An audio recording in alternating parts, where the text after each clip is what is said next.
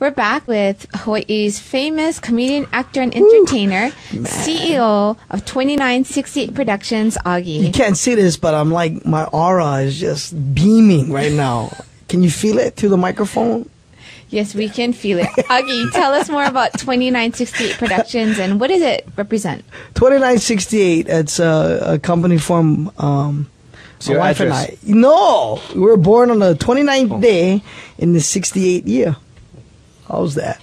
Oh, that's cute. So creative, yeah. It's like, remember when you're in high school and you get your girlfriend, your boyfriend, you take half of each other's name? No. What? Like they got like Bradgelina. Oh, yeah, anyway, that was stupid. You guys wasn't gonna get a normal interview, right? Because I've seen the guests that you guys had on this show, shoot, and I was almost intimidated. I was looking at their website last night, and I was like, oh my God, all right.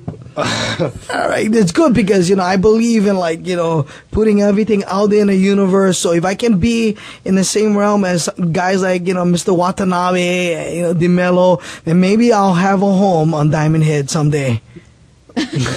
Or at least near Diamond Head, So, Augie, yes. Can you share with us a little bit more about when you decided that, you wanted to go solo because your goal initially was to be solo, but like you said, you kind of got caught up in other things. Shit. Introduce me again. No, I'm just joking.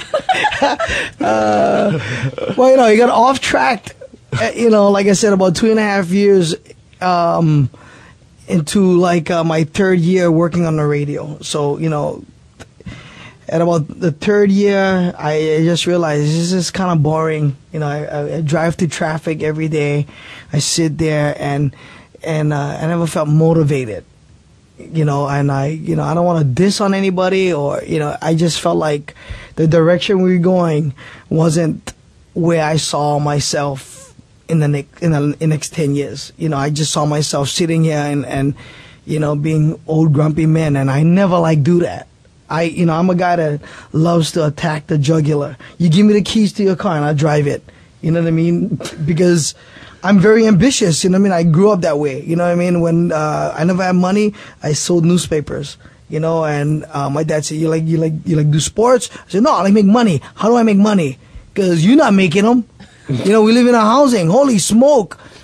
So I labored for 16 years. You talk about dead end. I worked at, I love working at Kapilani, but I did that every single day for 16 years, and when given the opportunity and I saw I could capitalize on it, as far as stand-up or radio, I said, wow, this is a cool thing.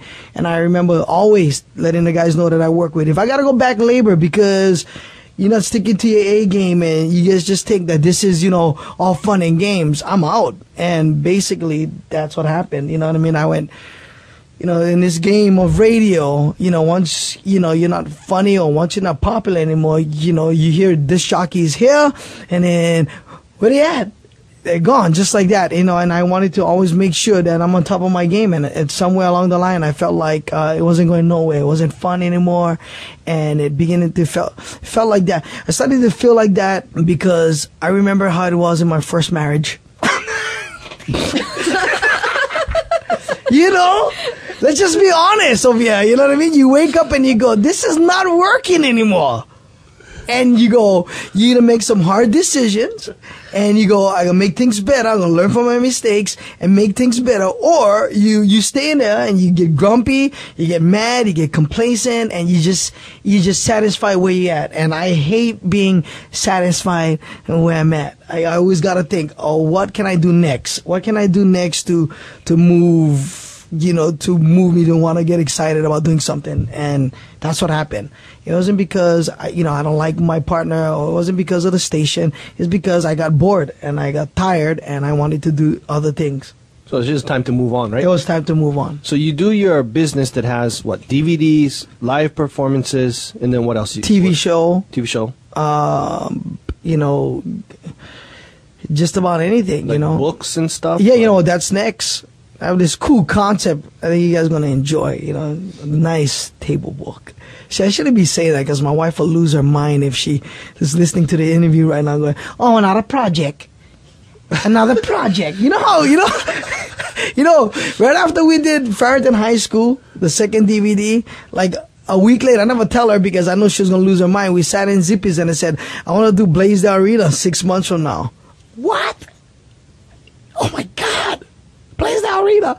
But she, you know, she also is a risk taker. You know what I mean? Of course, it's pressure, you know what I mean? But, you know, she believes in my goals. She believes in my dreams. So, you know, it made it a lot easier for me to focus on my projects. Thanks for tuning in. Stay tuned for more on Greater Good Radio.